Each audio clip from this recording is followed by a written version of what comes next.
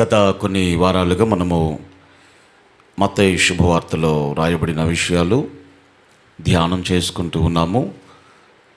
9వ అధ్యాయం వరకు మనం వచ్చాం. ఈరోజు 9వ అధ్యాయంలో 27వ వచనం నుండి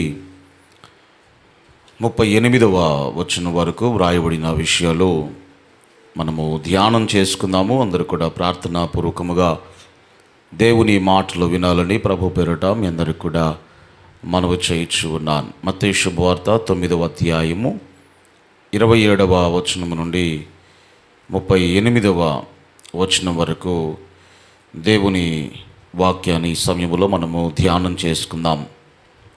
ఈ భాగంలో రాయబడినటువంటి ఒక సందర్భాన్ని ముందుగా మీకు జ్ఞాపకం చేస్తాను.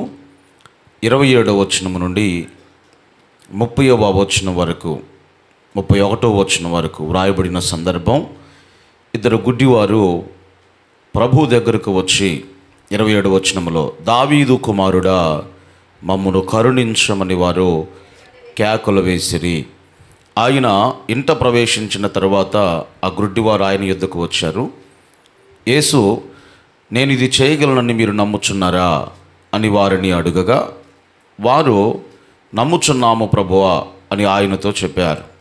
అప్పుడు ఆయన వారి కన్నులు ముట్టి, మీ నమ్మిక చొప్పున మీకు కలుగునుగాక అని చెప్పినంతలో వారి కన్నులు తెరవబడిను. అప్పుడు యేసు ఇది ఎవరికిని తెలియకుండా చూచుకునుడని వారికి ఖండితముగా ఆజ్ఞాపించెను. అయినను వారు వెళ్ళి ఆ దేశమంతటా ఆయన కీర్తి ప్రచురము చేసిరి. ఈ రాత్రి ఈ చదవబడినటువంటి ఈ భాగములో ఇదే సందర్భం, అంటే ఇట్లాంటిదే ఇంకో సందర్భము మత్తయి శుభవార్తలోనే మత్తయి గారు రాసుకుంటూ వచ్చారు. అంటే ఇదే అని కాదు, ఇలాంటిదే ఇంకో సందర్భము. ఇద్దరు గుడ్డివారు దావీదు కుమారుడైన యేసు మమ్మల్ని కరుణించమని కేకలు వేసినట్లుగా మత్తయి శుభవార్తలోనే 20వ అధ్యాయము 29 నుండి 34 వరకు ఆ భాగాన్ని కూడా మీరు తీసి ఉంచితే ఆ జరిగినటువంటి సందర్భంలో నుండి కొన్ని విషయాలు మనము పాఠాలు నేర్చుకుందాం. 20వ అధ్యాయంలో 29 నుండి 34 వరకు మీరు చదువుకుంటే ఇట్లాంటి సందర్భమే. ఇద్దరు గుడ్డివారు దావీదు కుమారుడు అయిన యేసు మమ్మల్ని కరుణించమని కేకలు వేసినట్లుగా ఆ భాగంలో వ్రాయబడి ఉన్నది. సరే, జాగ్రత్తగా గమనించండి. యేసు క్రీస్తు వారిని దావీదు కుమారుడు అని పిలవడంలో వారి ఆంతర్యం ఏమిటాయంటే, దేవుడు ముందే చెప్పాడు దావీదు కాలంలో. దావీదుతో ఏమన్నాడు అంటే, నీ సంతానంలో ఒకరిని శాశ్వతమైనటువంటి రాజుగా, నిత్యమైనటువంటి రాజుగా నేను ఏర్పాటు చేస్తాను, నీ రాజ్యము శాశ్వత కాలము నిలుచును అన్నాడు దావీదుతో దేవుడు. ఏమన్నాడు? నీ రాజ్యము శాశ్వత కాలము నిలుచును అన్నాడు. జాగ్రత్తగా మీరు గమనించండి. అంటే దావీదు కొంతకాలానికి చనిపోయాడు, ఆయన కుమారుడైన సొలొమోను కూడా కొంతకాలానికి చనిపోయాడు. యూదా రాజ్యము తర్వాత ఇశ్రాయేలు రాజ్యం కొంతకాలానికి నాశనం అయిపోయింది. కానీ దేవుని వాగ్దానం ఎప్పటికి కూడా నాశనం కాలేదు. కన్య అయినటువంటి మరియ దగ్గరకు గాబ్రియేలు దేవదూత వచ్చినప్పుడు ఏం చెప్పాడు అంటే, నీ గర్భమున సర్వోన్నతుడైనటువంటి దేవుని కుమారుడు జన్మించబోతున్నాడు, అతని తండ్రి అయినటువంటి దావీదు రాజ్యమును ఇతనికి ఇస్తాడు దేవుడు, ఈ రాజ్యము శాశ్వతమైనటువంటి రాజ్యము అని చెప్పి గాబ్రియేలు దేవదూత మాట్లాడుచున్నాడు. కాబట్టి దావీదు సంతానములో శాశ్వతమైన రాజుగా ఎవరు పుడతారు అంటే, రానున్నటువంటి మెస్సయ్యను గురించి దేవుడు ముందుగానే ఆయన చెప్పాడు దావీదుతో. కాబట్టి ఆ శాశ్వతమైన రాజు ఎవరై అంటే ప్రభు అయినటువంటి యేసుక్రీస్తు వారు. చూడండి, ఆయన పుట్టుక గురించి గాబ్రియేలు దేవదూతతో గాబ్రియేలు దేవదూత కన్య అయినటువంటి మరియతో పలికినటువంటి మాట లూకా శుభవార్తల నుండి ఆ వాక్య భాగాన్ని ఒకసారి మనం చదువుకుందాం. లూకా శుభవార్త 1వ అధ్యాయము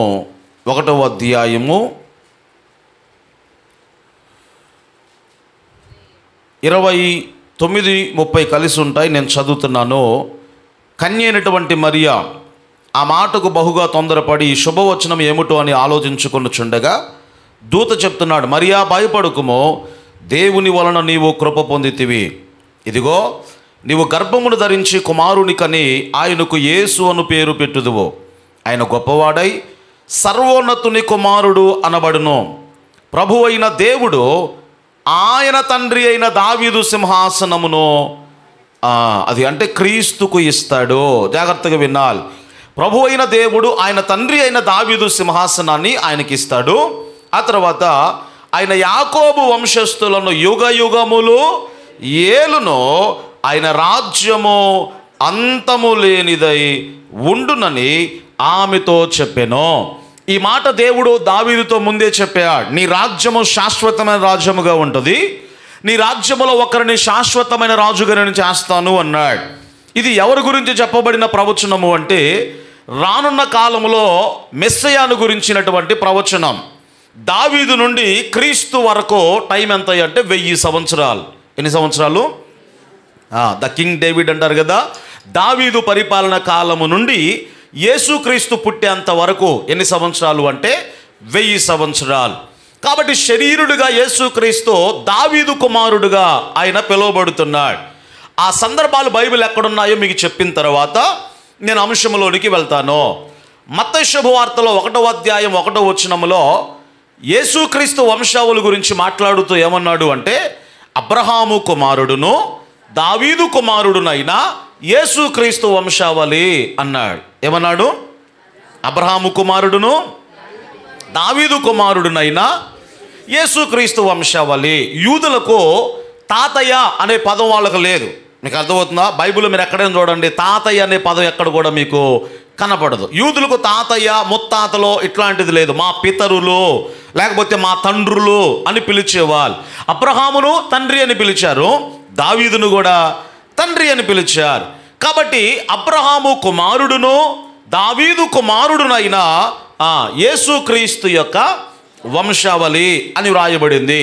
ఇక బైబిల్లో మీరు చదువుకుంటే చాలా సందర్భాల్లో 12వ అధ్యాయం 23వ వచనం మత్తయి శుభవార్తలు కూడా ఈయన దావీదు కుమారుడు కాడా అంటే మనం ఎదురు చూసే మెస్సయ్య ఈయన కాదా అని ఆశ్చర్యపడి ఆయన గురించి మాట్లాడుకున్నారు.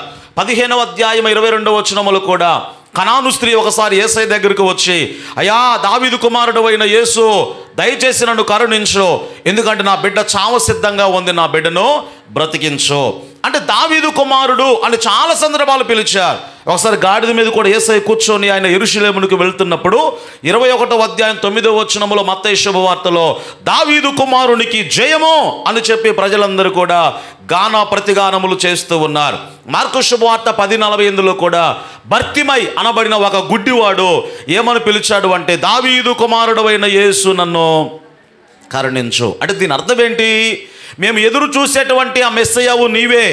ఎవరి కొరకైతే మేము ఎదురు చూస్తున్నామో ఆ శాశ్వతమైన రాజు దావీదు కుమారుడుగా దావీదు వంశంలో పుడతాడో ఆ మెస్సయ్యవు నీవే. ఒక మాటలో చెప్పాలి అంటే దేవుడే మనిషిగా దిగి వచ్చాడు, ఆయన నీవే అని చెప్పి దావీదు కుమారుడైన యేసు మమ్మును కరుణించు అని చెప్పి వారు కేకలు వేయిచు ఉన్నారు. కాబట్టి యేసుక్రీస్తు వారు ఆయన శరీరమును బట్టి దావీదు వంశంలో పుట్టాడు. ఈ రిఫరెన్స్ మీరందరూ చూడాలని నేను ఆశపడుతున్నాను. రోమా పత్రికలో 1వ అధ్యాయము 5వ వచనముల నుండి దేవుని వాక్యాన్ని మనం చదువుకుందాం. రోమా పత్రిక 1వ అధ్యాయము 5వ వచనం అంటే 1 నుండి 7 వచనాలు అన్నీ కలిసి ఉంటాయి. పై నుండి 11వ లైన్ అనుకుంటా. చూడండి ఒకసారి, పై నుండి 11వ లైన్ అనుకుంటాను.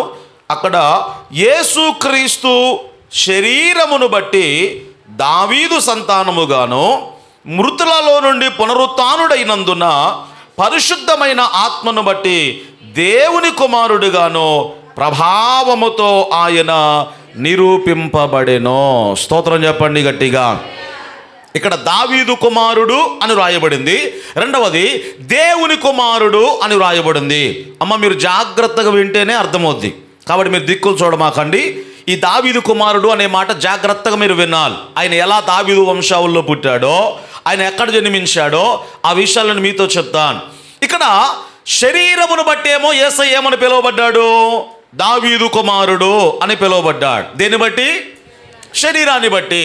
కానీ దేవుని దగ్గరకు వచ్చేసరికి ఆత్మను బట్టి ఆయన ఏమని పిలువబడ్డాడు అంటే చనిపోయి తిరిగి లేచాడు కాబట్టి ఆయన దేవుని కుమారుడు అని పిలువబడ్డాడు. స్తోత్రం చెప్పండి గట్టిగా.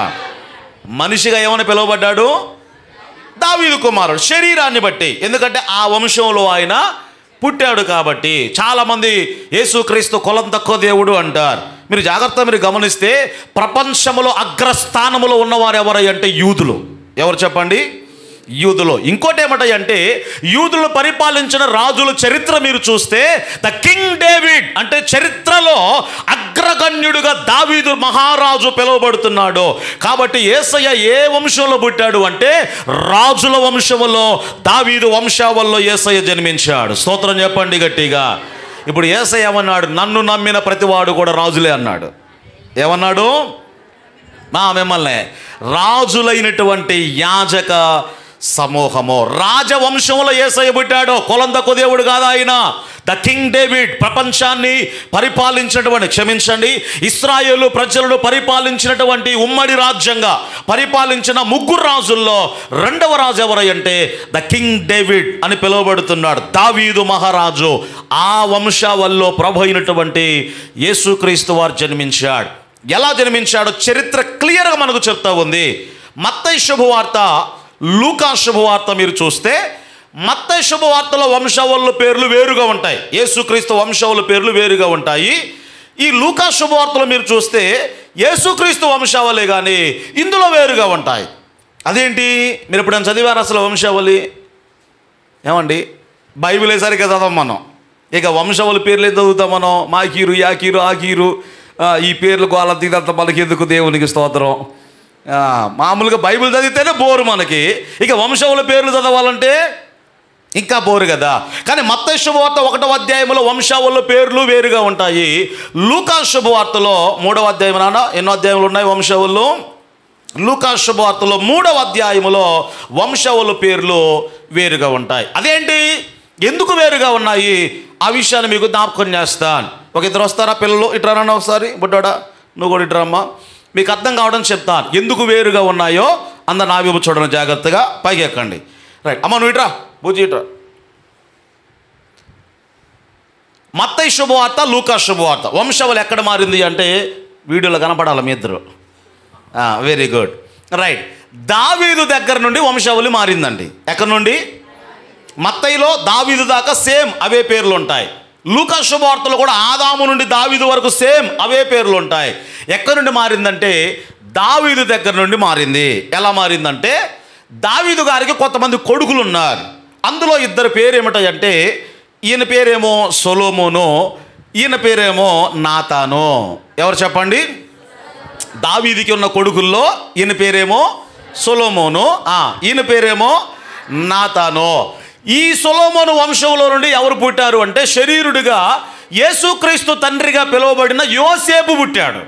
ఎవరి సంతానంలో? సొలొమోను యొక్క వంశావల్లో మూల పురుషుడు దావీదే. ఆయనకు మూల పురుషుడు అబ్రహాము, అబ్రహాం నుండే వచ్చింది.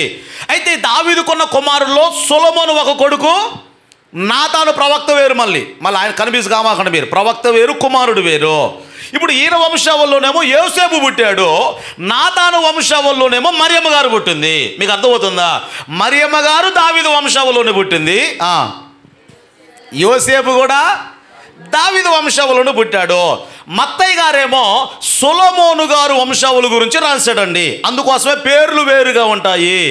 ఈ లూకా గారేమో మరియమ్మ గారి యొక్క వంశావళి గురించి వ్రాశాడు, అందుకోసమే మత్తయిలో లూకాలో మీరు చూడండి యోసేపు తండ్రి పేరు యాకోబు అని ఉంటుంది, లూకాలోనేమో యోసేపు తండ్రి పేరు హేలి అని వ్రాయబడింది.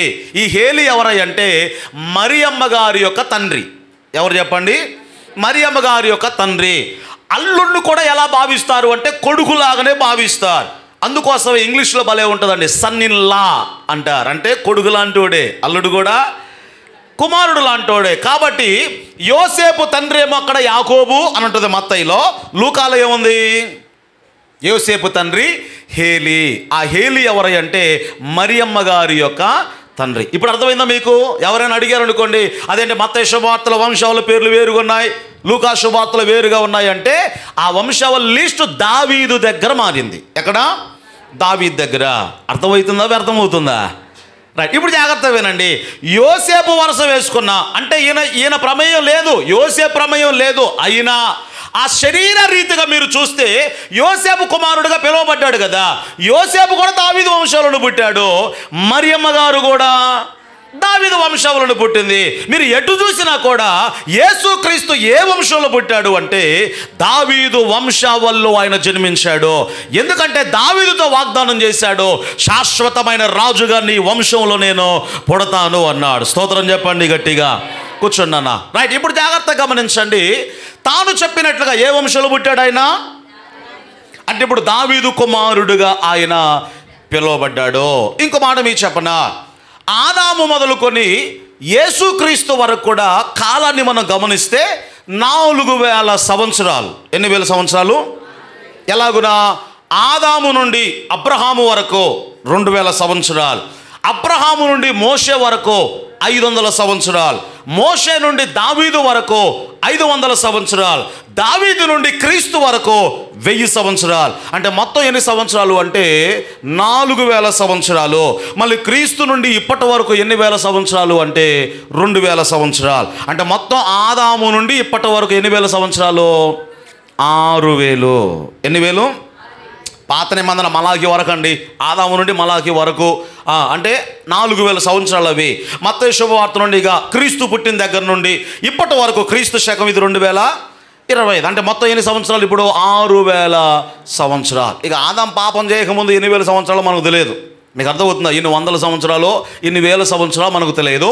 ఆయన పాపం చేసిన తర్వాత కౌంట్ డౌన్ స్టార్ట్ అయిందండి. అంటే ఆయన సంవత్సరాల లెక్కింపిక ఆరంభమైంది. మరణం అనేది అప్పుడు వచ్చింది కాబట్టి. మీకు అర్థమవుతుందా? స్తోత్రం చెప్పండి గట్టిగా. హల్లెలూయా. కాబట్టి ఇప్పుడు శరీరాన్ని బట్టి యేసయ్య ఏమని పిలువబడ్డాడు? దావీదు కుమారుడు. చనిపోయి తిరిగి లేవడాన్ని బట్టి ఏమని నిరూపించబడ్డాడు అంటే ఈయన దావీదు కుమారుడే కాదు, ఆయన దేవుని కుమారుడు అని నిరూపించబడింది. ఇంకో మాట మీకు చెప్పనా, ఆయన ఎక్కడ జన్మించా కూడా మీకు జ్ఞాపకం చేస్తాను. యేసయ్య సత్రంలోనో పశువుల పాకలోనో పుట్టాడు అని మనం చెప్తాం చూసారా? ఆయన సత్రంలో కాదు, పశువుల పాకలో కాదు. ఆయన ఎక్కడ జన్మించాడు అంటే ఒక చరిత్ర మీకు జ్ఞాపకం చేస్తాను. చాలా సందర్భాల్లో మీకు చెప్పాను. రూతు గ్రంథంలో అక్కడికి వస్తే ఆ స్టోరీ మీకు అర్థమవుద్ది.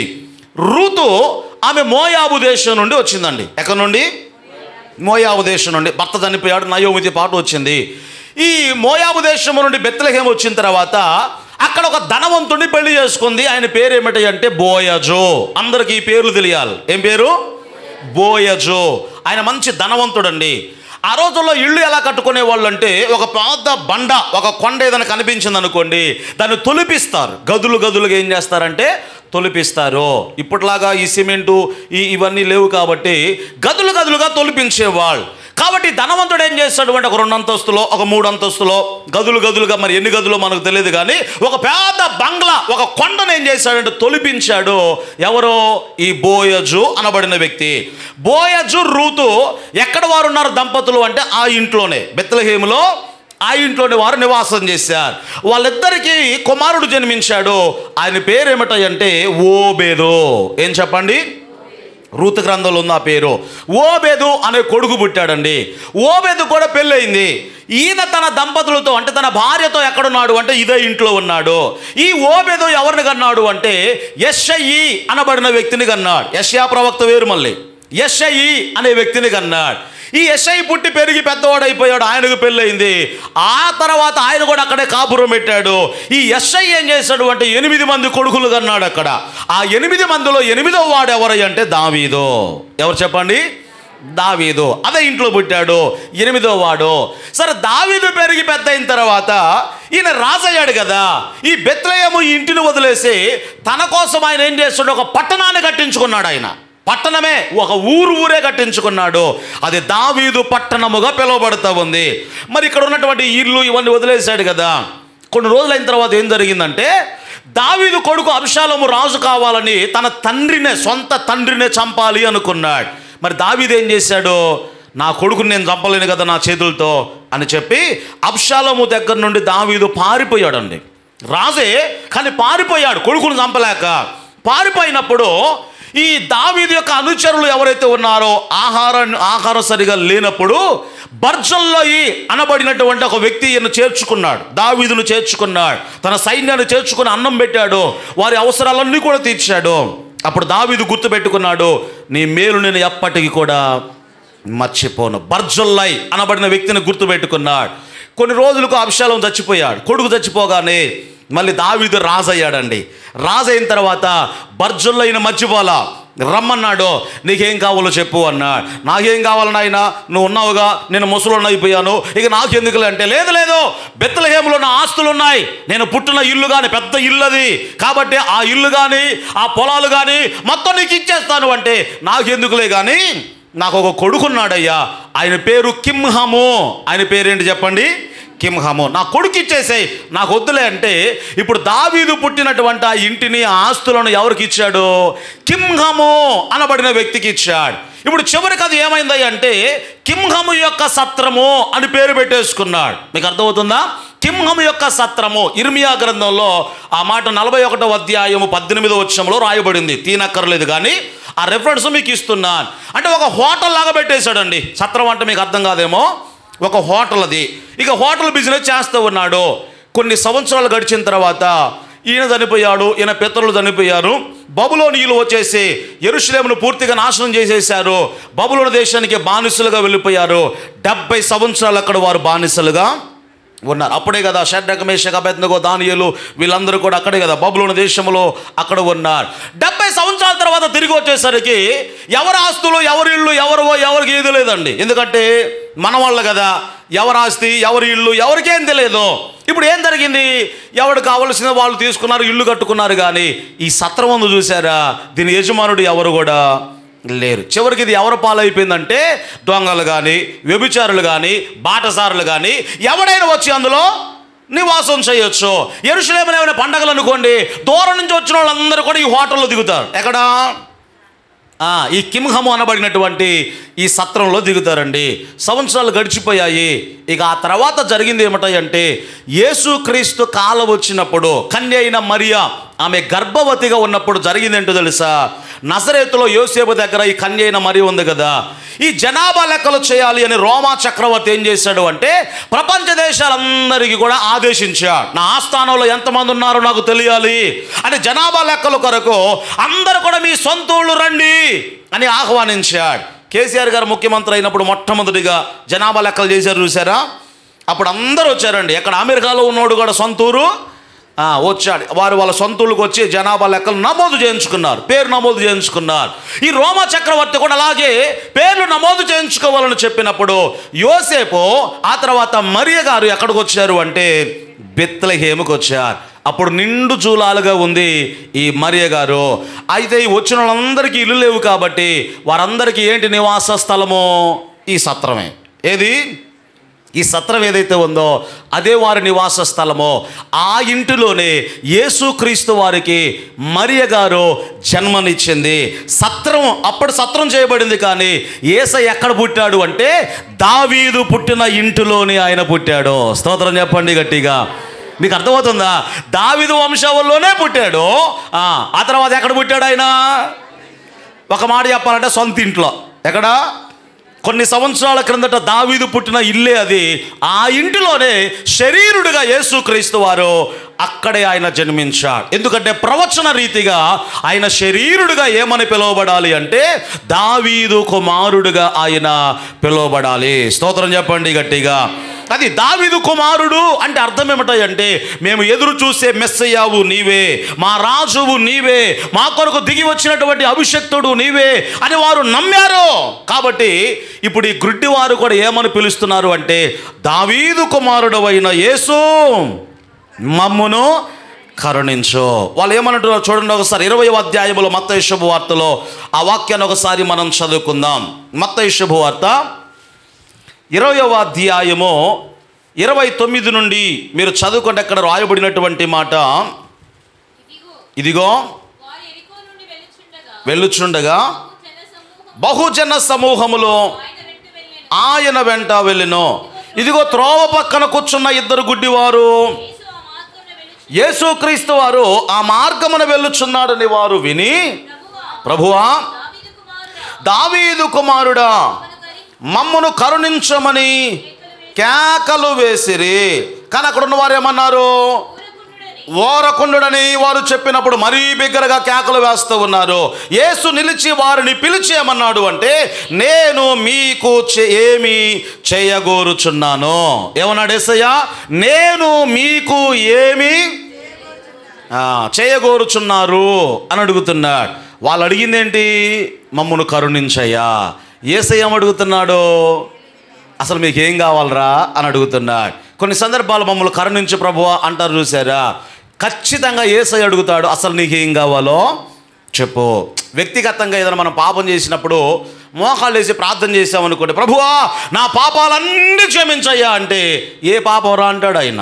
ఎందుకంటే ఏ పాపం నీకు బాగా తెలుసు. వ్యభిచారమా, లేకపోతే లంచగొండితనమా, లేకపోతే కొన్నేళ్ళు చెప్పే పాపమా, ఏ పాపం వ్యక్తిగతంగా నీకు తెలుసు కాబట్టి అదేంటో చెప్పయ్యా అంటాడు యేసయ్య. అంటే వ్యక్తిగతంగా నీ దేవునితో ఒప్పుకునేటప్పుడు అది ఖచ్చితత్వంగా ఉండాలి. అర్థమైన వారు ఆమేన్ చెప్పండి గట్టిగా. అయ్యా మమ్మల్ని కరుణించయ్యా అంటే, గుడ్డోలు ఎందుకంటారు మమ్మల్ని కరుణించమని? ఏమో ఒకవేళ మీకు ఏం కావాలి అంటే వాళ్ళు ఏం చెప్పవచ్చు, అయ్యా మాకు నెల నెల పింఛన్ రావట్లేదు, అది వచ్చేటట్టుగా కృప దయచేయి. లేదా మేము బతకడానికి మరి డబ్బులు కావాలి, 10 ఎకరాల పొలం మాకు కావాలి. లేకపోతే ఇక ఏదో ఒకటి రోజు మాకు అన్నం వచ్చేటట్టుగా చెయ్యి, ఏదో ఒకటి చెప్పేస్తారేమో.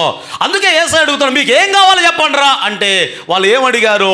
మేము చూపు పొందాలనుకుంటున్నాము, మేము దృష్టి పొందాలనుకుంటున్నాము. అంటే వ్యక్తిగతంగా నువ్వు యేసయ్యతో మాట్లాడేటప్పుడు నువ్వు అడగాల్సిందేంటో తెలుసా? నీకు ఏం కావాలని యేసయ్య అడిగినప్పుడు నీకు ఖచ్చితంగా ఏం కావాలో ప్రభువును నీవు అడగాలి. అడిగినప్పుడు మరలా ఏమన్నాడు యేసయ్య అంటే, నేను ఇది చేయగలనని నువ్వు నమ్ముతున్నావా అన్నాడు. ఏమన్నాడు? నేను ఇది చేయగలనని మీరు నమ్ముతున్నారా అని అడిగితే, అంతకుముందు వారాల్లో మీకు చెప్పే కదా, అయ్యా మరి మేము ఇద్దరం ఉన్నాం, ఇద్దరంటే ఒక్కొక్కరికి 3 కళ్ళు ఉంటాయా 4 ఉంటాయా అమ్మా? మనిషికి 2 కళ్ళు ఉంటాయి కదా, ఇద్దరికి 4 కళ్ళు ఉన్నాయి. మరి మేము 4 కదయ్యా, ఇద్దరం కదయ్యా, 4 కళ్ళు అంటే ఇబ్బందులే, కానీ ఖచ్చితంగా అయితే వాడికొక కన్ను నాకొక కన్ను వస్తుందని మేము నమ్ముతున్నామయ్యా అంటే ఒక్కొక్క కన్నే వచ్చేదే. ఎందుకంటే ప్రభు ఆ తర్వాత ఏమన్నాడు తెలుసా? మీ నమ్మిక చొప్పున మీకు అవునుగాక అన్నాడు. ఏమన్నాడు? మీ నమ్మిక చొప్పున మీకు అవునుగాక అన్నాడు. అయ్యా మరి ఖచ్చితంగా అయితే ఒక కన్ను అయితే వస్తాను అనుకుంటున్నాము, లేదా మరి పూర్తిగా కనపడుతూ లేదో కానీ మసక అయితే కొద్దిగా కనపడుద్దేమో అనుకుంటున్నామయ్యా, ఆ విశ్వాసం మాకు ఉందయ్యా అంటే అలాగే వచ్చేది.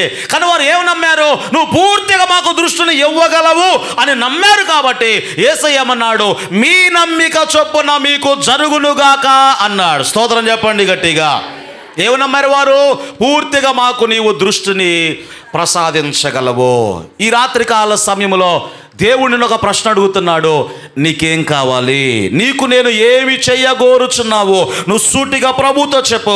అయ్యా ఇదిగో నా భర్త జీవితంలో ఇది జరగాలి, నా భార్య జీవితంలో ఇది జరగాలి, నా జీవితంలో బలహీనుడిగా ఉన్నాను, నాకు స్వస్థత కావాలి, నా కుటుంబ సమస్యల నుండి నాకు విడుదల కావాలి, నా పిల్లల భవిష్యత్తు గురించి ఇది అడుగుతున్నాను అని నువ్వు ఖచ్చితంగా ప్రభువుని అడిగితే మరలా యేసయ్య అంటాడు, ఇది నేను చెయ్యగలను నీవు నమ్ముతున్నావా? నా భర్త భయంకరమైన తాగుబోతయ్యా, లేదా భయంకరమైన వ్యభిచారయ్యా, నా భర్త భయంకరమైన తిరుగుబోతయ్యా, లేదా అతడు మార్చబడాలి, లేదా నా పిల్లలు మార్చబడాలి. నువ్వు దేనికోసం ప్రభువుని అడుగుతున్నావో ఈ రాత్రి ప్రభు అడిగే ప్రశ్న ఏంటో తెలుసా? నేను ఇది చెయ్యగలనని నీవు నమ్ముతున్నావా? నమ్ముట నీ వలనైతే నమ్మువానికి సమస్తమును కూడా సాధ్యమే. గట్టిగా చప్పలు కొడుతూ ప్రభు నామాన్ని గణపరచుదాం. హల్లెలూయా. మీకు మాట చెప్పనా? దేవుని దగ్గర నుండి మీరు చాలా పొందుకోవాలనుకుంటారు, చాలా కొద్దిగా కాదు. ఎవరైనా పొందుకోవాలనుకుంటే ఎంత పొందుకోవాలి? చాలా పొందుకోవాలి అనుకుంటారు. దేవుడు కూడా నీకు చాలా ఇవ్వాలి అని ఉంటుంది. నీకేమో చాలా పొందుకోవాలని ఉంటుంది, దేవుడు కూడా చాలా ఇవ్వాలని ఉంటుంది. మరి ఎంత పొందుకుంటావు అంటే నువ్వు ఎంత నమ్ముతావో అంతే పొందుకుంటావు. మీకు అర్థమైందా? దేవుడు ఒక నియమాన్ని పెట్టుకున్నాడు. ఏమిటంటే వాడు నమ్మితే వాడికి ఇవ్వాలి, అది ఆయన నియమం. కానీ ఇవ్వాలని ఉంటుంది, దేవుడికి కూడా చాలా ఇవ్వాలని ఉంటుంది. కానీ నువ్వు ఎంత నమ్ముతావో అంతా దేవుడు ఇస్తాడు, అది ఆయన పెట్టుకున్నటువంటి నియమము. అందుకోసం ఈ గుడ్డోళ్ళతో ఏమన్నాడు అంటే, మీరు విశ్వసించిన ప్రకారముగా, మీరు నమ్మిన ప్రకారముగా మీకు జరుగునుగాక అని ప్రభు మాట్లాడుతూ ఉన్నాడు. కాబట్టి క్రీస్తునందలి మనము విశ్వాసం ఉంచినప్పుడు దేవుని కార్యాలు మన జీవితంలో మనం చూడగలుగుతాం. పరిశుద్ధ బైబిల్ గ్రంథంలో మనం చదువుకుంటే ఇక ఆ తర్వాత కింద వచనాల్లో మత్తయి శుభవార్తలో 9వ అధ్యాయము 32వ వచనము నుండి 34 వరకు వ్రాయబడిన విషయాలు, మరికొన్ని విషయాలు మనము ధ్యానం చేసుకుందాం. చూడండి ఒకసారి 9వ అధ్యాయము 32వ వచనములో, యేసును ఆయన శిష్యులను వెళ్ళుచుండగా కొందరు దయ్యం పట్టినటువంటి ఒక మోగవాణ్ణి యేసయ్య దగ్గరకు తీసుకొచ్చారు. జాగ్రత్తగా వినాలి. దయ్యం పట్టినటువంటి ఒక వ్యక్తిని యేసయ్య దగ్గరకు తీసుకొచ్చారండి. యేసుక్రీస్తు వారు ఏం చేశారు అంటే ఆ వ్యక్తిని బాగు చేశాడు. దయ్యం ఆ వ్యక్తిని వదిలేసి వెళ్ళిపోయింది. కానీ అక్కడ ఉన్న వాళ్ళు ఏమన్నారు తెలుసా? ఈయనకు చేతపడవచ్చు. ఎవరికి? యేసయ్యని అన్నారండి. ఏమన్నారు? ఈయన దయ్యాలు వెళ్ళగొడుతున్నాడు, ఈయనకు చేతపడవచ్చు, ఈయన దయ్యముల అధిపతి. ఏమన్నారు? దయ్యముల అధిపతి. మరికొన్ని సందర్భాలు మీరు చూస్తే ఈయన తాగుబోతోడు అన్నారు కొంతమంది, మరికొంతమంది ఏమో ఈయనకు మతి చెల్లించింది, మైండ్ సరిగా లేదు అని మరికొంతమంది ఏమో ఈయన సాతానోధిపతి అని మరికొంతమంది నానా రకాలుగా యేసయ్యను విమర్శించారండి. ఇక్కడ కూడా దయ్యం పట్టినటువంటి మోగ దయ్యం పట్టినటువంటి ఒక వ్యక్తిని ప్రభు గద్దించాడు. ఆ వ్యక్తి మాట్లాడటం మొదలుపెట్టాడు. అక్కడ కార్యం జరుగుతున్నప్పుడు వాళ్ళు ఏమన్నారు చూడండి ఒకసారి 34వ వచనములో, అయితే పరిసయ్యులు ఏమన్నారు? ఇతడు దయ్యముల అధిపతి వలన దయ్యములను వెళ్ళగొట్టుచున్నాడని చెప్పిరి. మరి యేసయ్య ఏమన్నాడు? ఆయన అవేం పట్టించుకోలే. ఏం చేశాడు అంటే వాక్యాన్ని బోధిస్తూ ఆయన ముందుకు వెళ్ళిపోయాడు. జాగ్రత్త మీరు గమనించండి. ఎవడైనా నిన్ను ఒకవేళ పైకెత్తడం తెలుసా? మొలక చెట్టు ఎక్కించడం. కొంతమందికి అది ఎంత ఇష్టమో. మొలక చెట్టు ఎక్కించారు కదా, మొలక చెట్టు ఎక్కేవనుకో, ఎక్కించిన వాళ్ళు రేపు ఏం చేస్తారంటే మళ్ళీ ఇరిచేసి మళ్ళీ కింద పడేస్తారు. యేసయ్య జీవితంలో అలాంటివే జరిగాయి చాలా. దావీదు కుమారుడికి జయము అని యెరూషలేం వెళ్తా ఉంటే ఎంతమంది పొగిడారో, పొగిడిన వారం రోజులకే ఏం చేశారు అంటే ఆయన సిలువ వేయండి అని చెప్పేసి ప్రజలందరూ కూడా కేకలు వేశారు. చాలాసార్లు మీకు చెప్తూ ఉంటాను, ఎవరైనా ఒక వ్యక్తి నీ దగ్గరకు వచ్చి నువ్వు దేవదూత తెలుసా అన్నారనుకోండి, నువ్వేమో రెక్కలు వచ్చి దేవదూత ఏం కావు. అర్థమైందా? లేదా నీ దగ్గరకు నువ్వు దయ్యానివి, నువ్వు సాతానువు అని దూషించాలనుకోండి, 100 మంది కాదు కదా, 1000 మంది అన్నా నువ్వు సాతానువు కావు. అర్థమవుతుందా? నువ్వు దేవదూత అన్నా దేవదూత కావు. నువ్వు సాతాను అన్నా నువ్వు సాతానేం కావు. వాళ్ళు పొగిడినా విమర్శించినా 2 కలిపి ఏం చేయాలంటే డస్ట్బిన్లు పడే. అర్థమవుతుందా మీకు? వాళ్ళు పొగిడినా విమర్శించినా చెత్తబొట్లో పడేసే. యేసయ్య అదే పని చేశాడండి. అంటారుగా తెలుగులో దులిపేసుకుని వెళ్ళిపో అంటారు చూసారా? లేదంటే మేము మాట పడవండి అంటే మరి ఏడు కూర్చొని ఏమన్నా అర్థమైందా? నన్ను అదన్నారండి, ఏడుపు తప్ప ఏమి రాదు మనకి కదా. కానీ యేసయ్య ఏం చేశాడు? విమర్శించే వాళ్ళు విమర్శిస్తున్నారు, దూషించే వాళ్ళు దూషిస్తున్నారు, పొగిడే వాళ్ళు పొగుడుతున్నారు, ఇవేం పట్టించుకోలే. ఆయన ఏం చేస్తున్నాడు అంటే రాజ్య సువార్తను ప్రకటించుకుంటూ ఆయన ముందుకు వెళ్ళిపోతూ ఉన్నాడు. స్తోత్రం చెప్పండి గట్టిగా. ఏ సువార్త అమ్మా? ఈరోజు రాజ్య సువార్తలు లేవు. మీరు పాంప్లెట్లు కానీ, వాల్ పోస్టులు కానీ, టీవీల్లో కానీ ఎక్కడ చూసినా వాగ్దాన సందేశాలు. ఏ సందేశాలు? ఏంది వాగ్దాన సందేశాలు అంటే? దేవుడు ఇప్పుడే నీ రోగం తీసేయబోతున్నాడు, ఇప్పుడే నీకు కారు ఇవ్వబోతున్నాడు, ఇప్పుడే నీ రోగాలని నయం చేయబోతున్నాడు. ఇక కూర్చున్న ఆమేన్ ఆమేన్ ఆమేన్. ఇది ఏ రాజ్య సువార్త అంటే భూ సంబంధమైన రాజ్య సువార్త. 1500 సంవత్సరాలు అదే సువార్త అండి. ఏ సువార్త? భూ సంబంధమైన రాజ్య సువార్త. ఎక్కడ మొదలైందంటే మోషే దగ్గర మొదలైందండి. ద్వితోపదేశకాండం 28వ అధ్యాయంలో మీరు చదువుకోండి. నీవు పొలములోనికి వెళ్ళినప్పుడు దీవించబడదువో, ఇంటిలోనికి వచ్చినప్పుడు దీవించబడదువో, బయటకు వెళ్ళినప్పుడు దీవించబడదువో, నీ పిండి పిసికేటువంటి తొట్టి దీవించబడును, నీ బుడ్డి కూడా దీవించబడును. ఎన్ని దీవెనలో అన్ని భూ సంబంధమైన ఆశీర్వాదాలే. ఇది ఏ రాజ్య సువార్త అంటే అది భూ సంబంధమైనటువంటి రాజ్య సువార్త. ఇక ఆ తర్వాత పరలోక రాజ్య సువార్త మొట్టమొదటిగా ఎవరు బోధించారు అంటే కొత్త నిబంధనలో బాప్తిసం ఇచ్చేటువంటి యోహాను.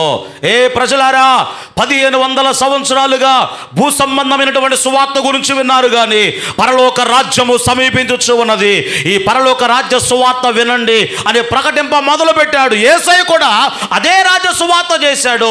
ఇక మత్తయి 5, 6, 7 అధ్యాయంలో మీరు చూస్తే పరలోక రాజ్య సువార్తలో ఏముందో తెలుసా? ఆకలిగా పులగలిగిన వారు ధన్యులు, వారు తృప్తిపరచబడతారు.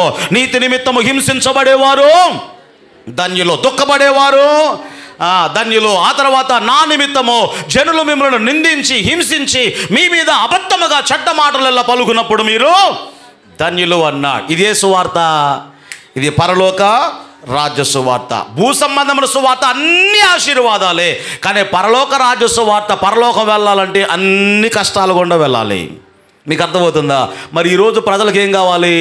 ఈ పరలోక రాజ్య సువార్త వద్దు. ఏం కావాలా? నీ పిండి పిసుకు తొట్టి దీవించబడును. ద్వితీయోపదేశకాండ 28 అధ్యాయంలో మోషే ఏం చెప్పాడు? ఆ భూ సంబంధమైనటువంటి రాజ్య సువార్త. దేవుడు యేసుక్రీస్తు వారి భూమి మీద ఉన్నప్పుడు ఏ సువార్త చేశాడు అంటే పరలోక రాజ్య సువార్త ఆయన చేస్తూ ఆయా ప్రాంతాలన్నీ కూడా సంచరిస్తున్నాడు. కానీ ప్రజలందరిని చూస్తే అండి, వారు కాపరలేని గొర్రెల వలె ఉన్నారు అని వారి మీద జాలిపడ్డాడు ఆయన.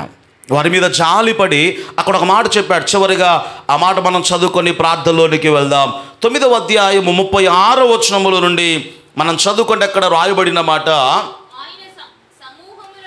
ఆయన సమూహములను చూచి వారు కాపరి లేని గొర్రెల వలె విసికి చెదరి ఉన్నందున వారి మీద కనికరపడి ఏమన్నాడు యేసయ్య? కోత విస్తారమే గాని పనివారేమో కొద్దిగా ఉన్నారు. అంటే ఏంటి? కాపరులు, సేవకులు కొద్దిమంది ఉన్నారు, పని మాత్రం చాలా ఉన్నది. కానీ ఈరోజు చూస్తే అండి పనులు ఎక్కువ అయిపోయారు. మీకు తెలుసా? ఏ ఊరు చూసినా 7-8 చర్చిలకు తక్కువ లేవు. ఖానాపురం ఒకటి ఇప్పుడు మిగిలిపోయింది, ఏడు కూడా మొదలు పెట్టారు అనుకుంటా కొంతమంది. సరే, మొత్తానికి ఏదైతేనేమి వీళ్ళు కూడా ఎక్కడ సేవ చేస్తారంటే సేవ ఉన్న దగ్గరే దేవుడు చూపిస్తాడట. మరి అదేందో నాకు అర్థం కావట్లా. దయ్యం చూపించుంటుంది బహుశా. ఇప్పుడు ఒక ప్రాంతంలో సువార్త ఉన్నప్పుడు, ఒక ప్రాంతంలో మందిరం ఉన్నప్పుడు, ఒక ప్రాంతంలో దేవుని వాక్యం వినబడుతున్నప్పుడు దేవుడు అక్కడికే వెళ్ళమంటాడా? ఎందుకు వెళ్ళమంటాడు? ఎందుకంటే విశ్వాసులకు గోడతో ఒకటో ఈజీ కాబట్టి, ఇది కాకపోతే ఇంకోటి అన్నట్లుగా. కానీ ఇప్పుడు సేవకుల విషయంలో, ఎంచుకునే విషయంలో ఎట్లా ఉంది తెలుసా? సూపర్ మార్కెట్కి వెళ్ళాం అనుకోండి, టమాటాలు నచ్చకపోతే దొండకాయలు, దొండకాయలు నచ్చకపోతే బెండకాయలు, బెండకాయలు నచ్చకపోతే చెప్పండి ఈ పాస్ట కాకపోతే జాగ్రత్త. ప్రభునందు ఆత్మీయులరా, పనివారు కొద్దిమందిగా ఉన్నారు. ఆ కొద్దిమంది పనివారు వీళ్ళు అభిషేకించబడిన వారా కాదా? దేవుని వాక్యాన్ని సరి అయిన రీతిలో బోధిస్తున్నారా లేదా? ఆ విషయాన్ని మనమందరం కూడా గ్రహించాలి. ఇక్కడ యేసయ్య అన్నాడు కోత విస్తారంగా ఉంది, కానీ పనివారు మాత్రం కొద్దిమందిగా ఉన్నారు. మరి ఏం చేయాలి? ఉద్రేకంగా బైబిల్ పట్టుకొని వెళ్ళి సువార్త చెప్పండి. అలా ఏం చేయమన్నాడు? అక్కడ ప్రార్థించండి అన్నాడు. స్తోత్రం చెప్పండి గట్టిగా. ఏమని ప్రార్థించాలి? అయ్యా, సేవకులు లేవనెత్తబడాలి, సువార్థికులు లేవనెత్తబడాలి, అపోస్తుల వంటి పరిచర్య చేయగలిగిన వారు లేవనెత్తబడాలి, అనేక మంది వాక్య ఉపదేశం చేయగలిగిన వారు లేవనెత్తబడాలి అని మీరు ప్రార్థన చేయండి. ఒకవేళ నీకు సేవ చేయాలి అనే ఆలోచన ఉన్నప్పుడు ఉద్రేకంగా పోవడం కాదు. ఈరోజు ఎంతమంది చూస్తున్నామండి, ప్రార్థన చేయడం రాగానే సేవ చేయడానికి పోవడమే. ఇది 4 మాటలు ప్రార్థన చేయడం వస్తే, 4 పాటలు నేర్చుకోగానే సేవ చేయడానికి వెళ్ళిపోవటమే కాదు. కాదు. మరి కొంతమంది ఏమంటారు తెలుసా? నాకు పరిశుద్ధాత్మయే ట్రైనింగ్ అట. ఏం ట్రైనింగు? ఎవరు చెప్పారు నీకు? యేసుక్రీస్తు 3.5 సంవత్సరాలు తన శిష్యులకు బోధించాడండి. ఏకాంతంగా తీసుకెళ్ళి ఎట్లా వాక్యం చెప్పాలి, ఎట్లా నడుచుకోవాలి, ఏకాంతంగా చాలా విషయాల వరకు బోధించాడు. సేవ చేసేటువంటి సేవకుడికి ఏం అవసరం అంటే తర్ఫీదు అవసరం. తర్ఫీదు అవసరము. ఆ తర్ఫీదులో నువ్వేం చేయాలో నేర్పించబడతావు. వాక్యం ఎలా బోధించాలి, వాక్యాన్ని ఎలా ధ్యానం చేయాలి, ఆత్మాభిషేకాన్ని ఎలా పొందుకోవాలి. కొంత తర్ఫీదు ఒక సేవకుని దగ్గర, లేకపోతే ఒక తర్ఫీదు సెంటరో ఎక్కడికైనా వెళ్ళి ఏం చేయాలి అంటే తర్ఫీదు పొందాలి. ఆ ట్రైనింగ్లో కొన్ని క్రమాలు, కొన్ని విషయాలు మనము నేర్చుకుంటాం. కానీ అదేమి లేకుండా ప్రార్థన చేయడం రాగానే, పాటలు పాడటం రాగానే, ఒక సేవకుని దగ్గర పరిచయం చేసేది లేదు, ఒక తర్ఫీదు లేదు, ఏమీ లేదు. బైబిల్ పట్టుకొని సేవకి వెళ్ళామనుకోండి, మన సంఘంలో ఒక సహోదరుడు వెళ్ళాడు, బీటెక్ మంచి చదువుతాడండి, జాబ్ వచ్చేదే ఒక 4-5 నెలల్లో మంచి జాబ్ వచ్చేదే. ఎక్కడో ఒక పెద్ద పాస్టర్ గారట, చిన్న పాస్టర్ గారు ఎంత మొత్తుకున్నా మనం వినమండి. అదే పెద్ద అయ్యగారు అనుకోండి, ఆ అయ్యగారు చెప్పాడు కాబట్టి ఈ అయ్యగారు 100 సార్లు చెప్పుంటాడు ఆల్రెడీ. అది మీకు అర్థమవుతుందా? ఈ అయ్యగారు ఇప్పుడు ఉదాహరణకు మనం సీరియల్ చూడకూడదమ్మా అని చెప్పేసి అయ్యగారు చెప్పాడు, అయ్యగారు చెప్పాడు, పెద్ద అయ్యగారు చెప్పాడు, అది ఆల్రెడీ నేను 100 సార్లు చెప్పుంటా. కానీ మనం పట్టించుకో, ఎందుకంటే వ్యక్తి ముఖ్యం మనకు. మన ముందు ఏ అయ్యగారు ఉన్నాడు, పెద్ద అయ్యగారా బొడ్డ అయ్యగారా, ఏ అయ్యగారు ఉన్నాడో ఆ అయ్యగారి మాటలే మనం తీసుకుంటామండి. టీవీలో వచ్చే అయ్యగారి మాటలో, లేకపోతే పెద్ద పెద్ద అయ్యగారి మాటలో. కానీ ఈ అయ్యగారు బాక్సులు బయలుదేరి చెప్పినా మనం ఏం వినాం, ఎందుకంటే ఈయన సేవకుడు కాదు కాబట్టి. అంతేనా? అర్థమైన వారు ఏం చెప్పండి గట్టిగా. మీటింగ్కి వెళ్ళాడట, చిన్నప్పటి నుంచి మన దగ్గరకు వచ్చినోడే. సరే చదువుకోవడానికి వెళ్ళాడు, అక్కడ ఏదో మీటింగ్ జరుగుతుంటే, యవనస్తుల మీటింగ్ జరుగుతూ ఉంటే ఆ సేవకుడు ఏదో చెప్తే ఉద్రేకంతో ఇక ఏం చేశాడంటే అది మానేశాడండి. అసలు ఫైనల్ ఇయర్లో ఇక 4-5 నెలలు అయితే జాబు రావాల్సింది, అబ్బాయి బాగా చదువుతాడు. దాన్ని మానేసి ఏం చేశాడు అంటే అక్కడ ట్రైనింగ్కి వెళ్ళాడట. వాళ్ళు ఏం చేశారంటే కంప్యూటర్ దగ్గర కూర్చోబెట్టాడు అబ్బాయిని. ఎక్కడ ఈ రీల్స్ ఇవన్నీ మెసేజ్లు చేస్తారు కదా, కంప్యూటర్ దగ్గర కూర్చోబెట్టారండి. కొన్ని రోజులు చూశాడు, ఇక్కడ కాదు అని నేను సేవ చేస్తానని ఎక్కడికో వెళ్ళాడు. అక్కడ కొన్ని రోజులు చేశాడు, ఇక్కడ బాగాలేదని ఇంకెక్కడికో వెళ్ళాడు. చివరికి ఏం చేశాడంటే మళ్ళీ ఏదో ప్రైవేట్లో ఉద్యోగం చేసుకుంటున్నాడు ఇప్పుడు. మీకు అర్థమవుతుందా? ఈ మాటలు ఎందుకు చెప్తున్నాను అంటే ఉద్రేకం పనికి రాదు దేవుని సేవ చేయడానికి. నాకు 4 మాటలు వచ్చు, ప్రార్థన చేయటం వచ్చు, పాటలు పాడటం వచ్చు, ఇది కాదు. అక్కడ ఏం చేయమన్నాడు అంటే పనివారిని పంపమని మీరు ప్రార్థన చేయండి. ఒకవేళ దేవుడు నిన్నే పంపించాలి అంటే మోషేను సిద్ధపరిచినట్లుగా నా దేవుడు నిన్ను సిద్ధపరుస్తాడు. అర్థమైన వారు స్తోత్రం చెప్పండి గట్టిగా. సేవ చేయాలని నీకు ఆశ ఉన్నప్పుడు, సేవకుడు గుర్తించకపోయినా, సంఘం గుర్తించకపోయినా, దేవుడు నిన్ను సిద్ధపరిచి తగిన సమయం అంది ఏం చేస్తాడు, ఆయన నిన్ను సేవ కొరకు పిలుచుకుంటాడు, నియమించుకుంటాడు. మోషే అనుకున్నాడు 40 సంవత్సరాల వయసులో ఏమనుకున్నాడు, నేను రాజవంశంలో నేను ఒక్కనే పెరిగాను, నా వయసు వాళ్ళందరూ మగవాళ్ళందరూ చంపబడ్డారు, నేను ఒక్కనే ఉన్నాను అంటే నేను ఏదో చేయాలి నా ప్రజల కొరకు, వాళ్ళను విడిపించాలి ఐగుప్తు దేశం నుండి అనుకున్నాడు. దేవుని అడగల. ఏం చేశాడు అంటే ఒక ఐగుప్తుని ఒకసారి కొట్టి చంపేశాడట, ఒక దెబ్బతోనే కొట్టి చంపేశాడు. అంటే మోషే గారు ఉద్రేకం ఏంటి, నేను ఏదో ఒకటి చేయాలి, ఓ నాయన విడిపించే విధానం ఇది కాదురా అని దేవుడు చెప్పాడు. అక్కడి నుంచి పారిపోయాడండి. ఇక పారిపోయి అరణ్యములోకి వెళ్ళిపోయాడు. మిద్యాన్ అరణ్యంలో 40 సంవత్సరాలు గొర్రెలు కాశాడు. ఇత్రో అనబడినటువంటి ఆయన కుమార్తెను పెళ్లి చేసుకున్నాడు. మొత్తం ఎన్ని సంవత్సరాలు వచ్చాయంటే ఇక 80 సంవత్సరాలు ముసలోడు అయిపోయాడు. ఇక అనుకున్నాడు నేనేం చేయలేను, నా వల్ల ఏం కాదు, నా బలం ఉడిగిపోయింది అనుకునేటప్పుడు దేవుడు ప్రత్యక్షమయ్యాడు. మోషే నా ప్రజలను విడిపించడానికి నీవు వెళ్ళాలి. ఒక్క రకంగా మీరు ఆలోచన చేస్తే అలిగి నేమోను అన్నాడు అంతే. ఏమన్నాడు అమ్మ మీకు అర్థమవుతుంది, నేమోను అన్నాడు అంతే. ఎందుకోసం? అప్పుడు నేను విడిపిద్దామని ఏదో చేస్తే నువ్వు వద్దన్నావుగా, ఇక్కడ పడేసావుగా, నేను పోనన్నాడు. లేదా నువ్వే పోవాలి అంటే సారీ నా మీద కేసులు ఉన్నాయి, అక్కడ మర్డర్ కేసు ఒకటి ఉంది కాబట్టి అక్కడ పోతే రాజు చంపేస్తాడంటే ఆడు చచ్చిపోయాడు రా, ఫరో రాజు చచ్చిపోయాడు. నువ్వు ఉన్నప్పుడు నా ఫరో రాజు చచ్చిపోయాడు, ఇప్పుడు ఇంకొకటి వచ్చాడు, నీకేం కాదులే పో అంటే నేను నత్తురు నేను సరిగా మాట్లాడలేను, నేను పోను అన్నాడండి. మళ్ళీ ఏమన్నాడు, లేదా నోరిచ్చిన వాడు నేనే కదా, నీ అన్న అయిన అహరోను కూడా నీతో పాటు ఉంటాడు, ఇద్దరు కలిసిపోండి అంటే ఇక లాస్ట్కి ఏం చెప్పాలో అర్థం కాక నువ్వు ఎవరిని పంపించాలనుకున్న వాళ్ళని పంపి నేను పోను అన్నాడు. ఇన్నిసార్లు చెప్పాడండి. దేవుడు కోపగించుకున్నాడు. అప్పుడు ఎవరు సరే పోతాలే కానీ ఏదైనా ఒక సూచన చూపి అన్నాడు. ఏ సూచన కావాలి అంటే ఏదో ఒకటి చూపి అన్నాడు. నీ చేతిలో ఏముంది అన్నాడు దేవుడు. నా చేతిలో ఏముంది, గొర్రెలు కాసే కర్ర ఉందంటే అది చాలే అన్నాడు. చివరికి మీరు చూడండి, మోషే కర్ర దేవుని కర్రగా మార్చబడింది. ఆ కర్రతోనే ఎర్ర సముద్రాన్ని దేవుడు 2 పాయలుగా చేశాడు. ఆ కర్రతోనే ఐగుప్తు దేశంలో 10 తెగులను దేవుడు రప్పించాడు. ఆ కర్రతోనే బండను కొట్టగా నీళ్లు ఉబిగి వచ్చాయి. ఆ కర్రతోనే ఇక దాదాపుగా కనాను దేశానికి సమీపంగా నడిపించాడు. మీరు బైబిల్లో చదువుకుంటే మోషే కర్ర దేవుని కర్రగా మార్చబడింది. గట్టిగా చప్పలు కొడుతూ ప్రభు నామాన్ని కనపరచుదాం.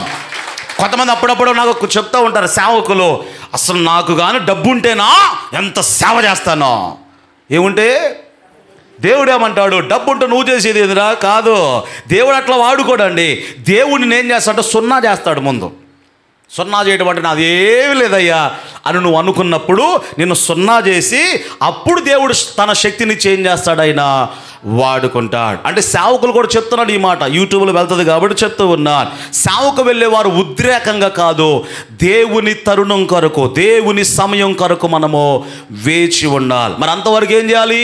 సేవకులను లేవనెత్తు ప్రభువా, సేవకులను సిద్ధపరచయ్యా, అయ్యా పనివారు చాలా కొద్ది మందిగా ఉన్నారు, కోత ఏమో విస్తారంగా ఉంది అని ఏం చేయాలట?